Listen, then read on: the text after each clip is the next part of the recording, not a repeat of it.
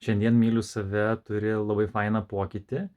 Manau, kelių dienų bėgyje atsiras elektroninės tos krautuvės skiltis, prie produkto prašymo atskiras skirsnis, kuriame bus talpinama informacija apie to produkto, paslaugos, pardavėją, gamintoją, vystytoją, kūrėją ir ten bus aprašymai, todėl aš myliu save partneriu visą laiką prašau, kad ne tik tais produktus aprašytų, bet ir pateiktų informaciją apie save.